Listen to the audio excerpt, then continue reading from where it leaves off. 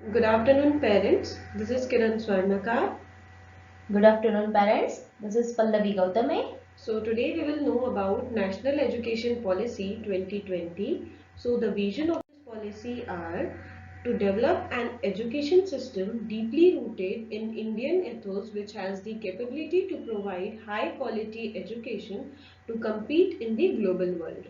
The curriculum and pedagogy must develop a sense of respect towards the fundamental duties and constitution of India and have a deep bond with the country.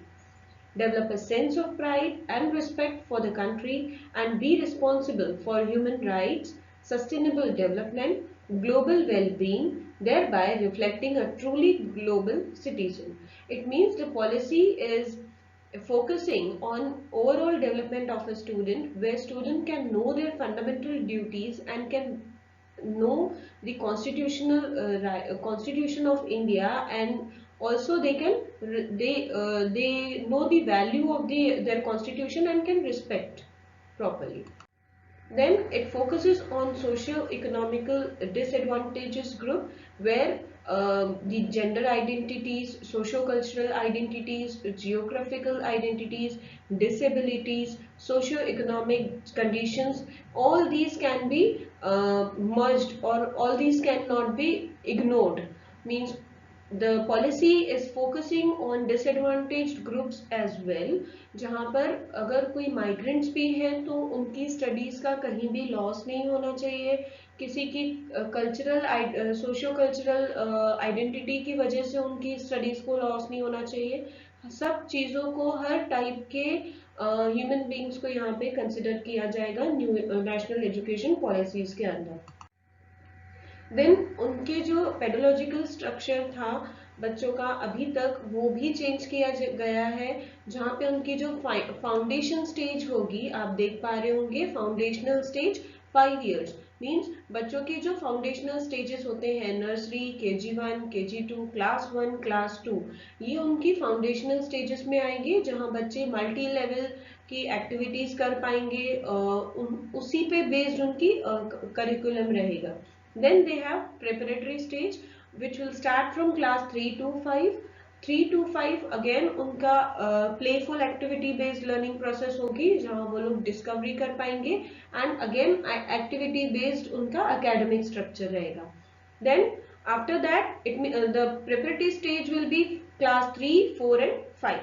Then there is a middle stage जहाँ उनकी experiential learning होगी, experiments based learning बोल सकते हो आप लोग, जहाँ पे उनको एक्स्ट्रा एक्टिविटीज के लिए एनकरेज किया जाएगा, उनकी कॉम्पिटेंसीज पे एनकरेज किया जाएगा, and that age will be middle age, that will also be for 3 years class 6, 7 and 8।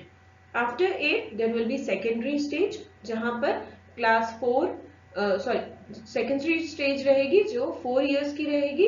It means from class 9, 10, 11 and 12, जहाँ पर उनकी क्रिटिकल थिंकिंग को एनकरेज किया जाएगा, मल्टी डिसिप्लिनरी स्टडीज की जाएगी और उनको फ्लेक्सिबल सब्जेक्ट्स चूज करने की अपॉर्चुनिटी मिल जाएगी। It means they can get the flexibility in choosing their subjects. Means अगर किसी बच्चे को कोई पर्टिकुलर सब्जेक्ट चूज करना है तो वो क्लास 9 से ही कर सकते हैं।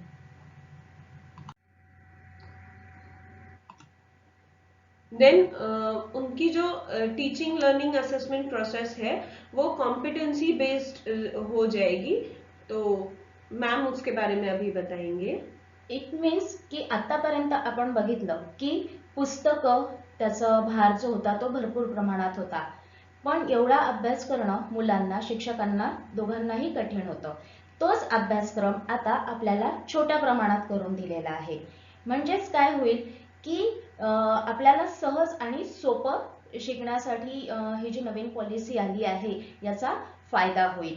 तसंच हॉलिस्टिक डेव्हलपमेंट पण त्यांची होईल आणि सोबतच खेळण्यामध्ये सुद्धा त्यांचा डेव्हलपमेंट आणि इंटरेस्ट वाढेल. Yes, definitely. It means they will get the specific curriculum. Yes. जो बहुत ज़्यादा इम्पोर्टेंट है उतना ही उनको करिकुलम दिया जाएगा और उनका एक्टिविटी पे ज़्यादा फोकस किया जाएगा. उनकी जो ट्रेडिशनल असेसमेंट प्रोसेस थी वो अभी कॉम्पिटेंसी फोकस्ड हो गई है.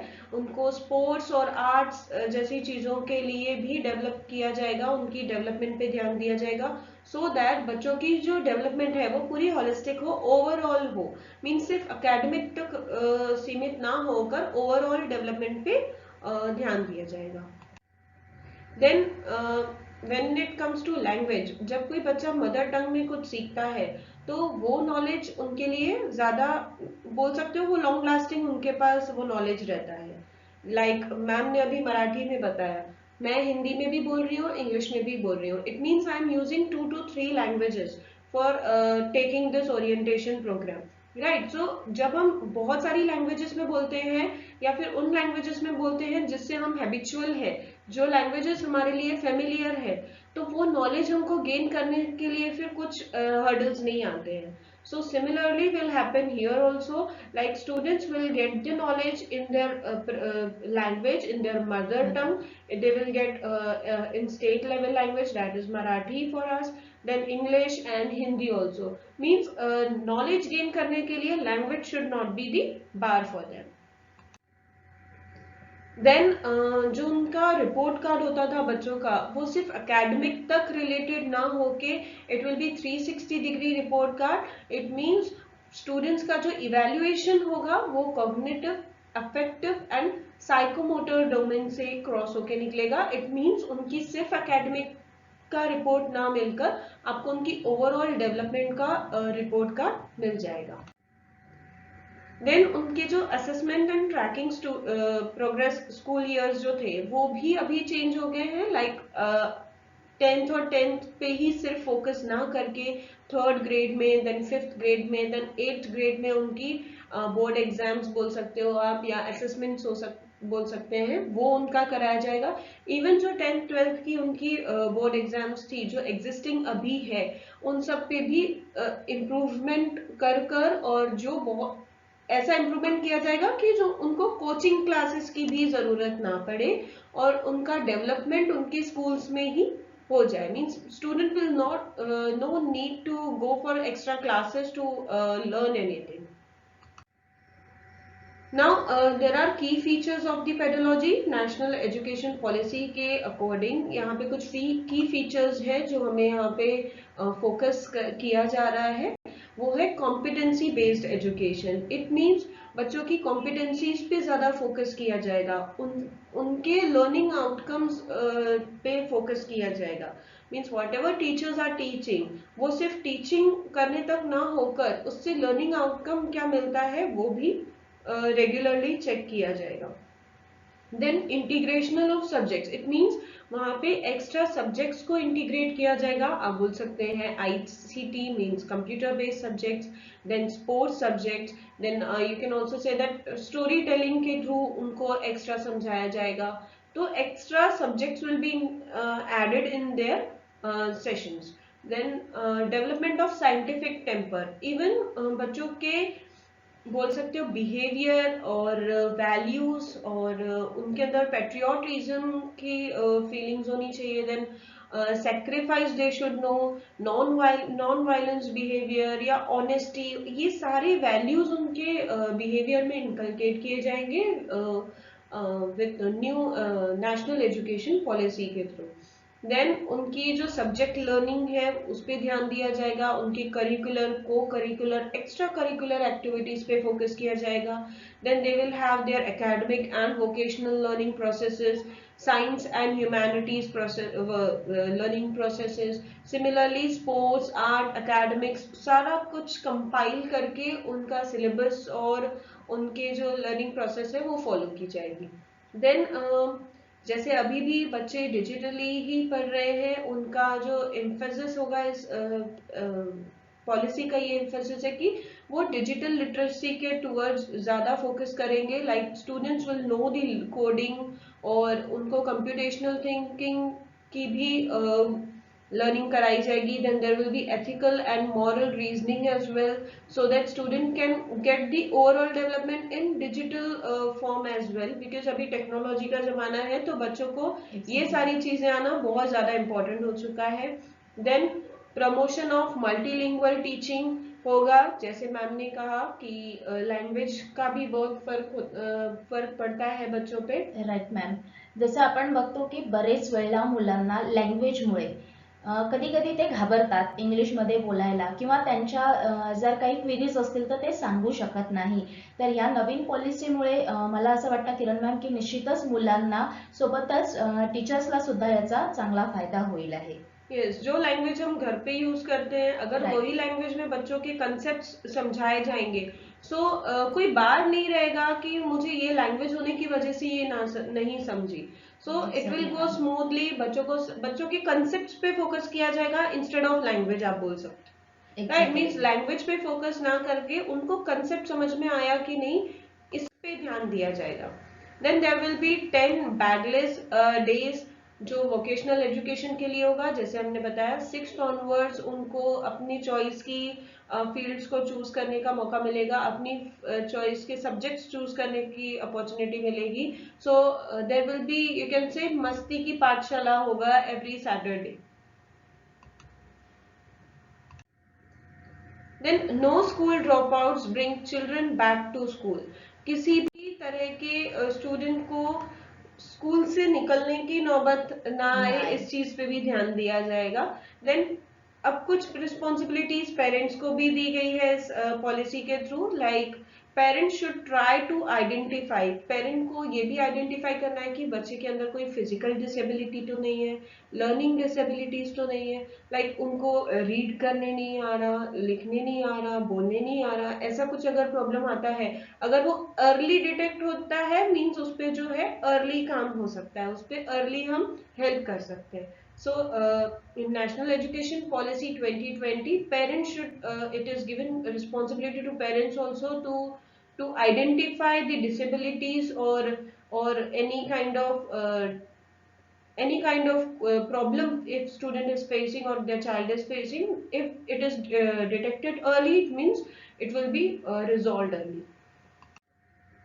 Then this is one most important thing parents should know, that they have to attend all the parenting sessions whichever is organized by the school, because most of time parents, कुछ parents होते हैं जो नहीं भी attend करते हैं meetings and all, but this time as per new education policy it is very important for all the parents to attend each parenting sessions which are organized in the school.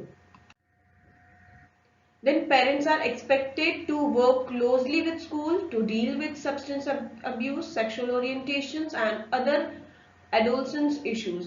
Means अगर बच्चे को किसी भी type की help चाहिए, school तो करेगी ही no doubt, लेकिन पेरेंट को स्कूल के साथ कोऑपरेट करके काफी सारी चीजों को हम रोक सकते हैं. सब्सटेंस अब्यूज होने से रोक सकते हैं, सेक्सुअल ओरिएंटेशंस एंड अदर जो भी एडोलसेंस की एज में जो इश्यूज आते हैं वो सारे इश्यूज हम रोक सकते हैं. देन पेरेंट्स बच्चों के ओवरऑल डेवलपमेंट के लिए हमेशा अपडेटेड भी रह सकते हैं. उनकी एक्टिविटी बेस्ड जो भी प्रोग्रेस रिपोर्ट होती है या फिर उनके पोर्टफोलियोज होते हैं, वो रिव्यू और फीडबैक के साथ पेरेंट्स भी भेज सकते हैं, स्टूडेंट्स भी बना सकते हैं. मीन्स ओवरऑल हर इंसान, whether it is teacher, parent और student, will know each and everything about students. Then parents be volunteer for FLN, National Foundation Literacy and Numeracy Mission. वहाँ पे पेरेंट्स को भी इन्वॉल्वमेंट लेनी है. They can also be involved as volunteers for their wards. Field visits will be there, sports and arts exhibitions will be there, annual functions, school magazine, etc. There are numerous things that happens in school जहाँ पे parents as a volunteer भी अपने आप को बच्चों के साथ involve कर सकते हैं. Then even according to this national education policy, parents will get the opportunity to give the special lecture in the classes. It means parents अपने बच्चे की क्लास के हर बच्चे को देख सकते हैं, क्लास को देख सकते हैं, स्कूल को देख सकते हैं. Even they can come for special lessons as well. As discussed earlier, the 10 days bagless period will be there. Vocational courses पे भी focus किया जाएगा. Education that prepares people for specific trades, crafts or career. Even अगर किसी बच्चे को photography की hobby लगती है, if he likes to go with photography, he can learn through from school itself. Then parent representative for PTM, this is what we have done earlier also. Parents के representative को choose किया जाता है हर class के, and then they can come for the PTMs, जहाँ parent teacher meetings होती हैं, वहाँ पे they play the major roles, the PTA we can say. Then parents can participate in events. जो भी इवेंट्स बच्चों के स्कूल में होते हैं वहाँ पे भी पेरेंट्स अभी पार्टिसिपेट कर सकते हैं. Involve in community outreach programmes by school. जो भी कम्युनिटी आउटरीच प्रोग्राम्स होते हैं स्कूल्स के, कभी टूर्स होते हैं, कभी साइंटिफिक टूर्स होते हैं, या फिर कुछ इंफॉर्मेशनल चीज होती है जहाँ बच्चों को स्कूल के बाहर ले जाकर भी कोई प्रोग्राम्स होते हैं. So there also parents can involve, get the involvement. So thank you so much parents. There are lot many things have been introduced in national education policy. बहुत सारी चीजें हैं जो इंट्रोड्यूस हुई हैं. So thank you so much for being with us and thank you so much. आप हमारे साथ जुड़े रहे, इसके लिए thank you. Thank you so much all of you.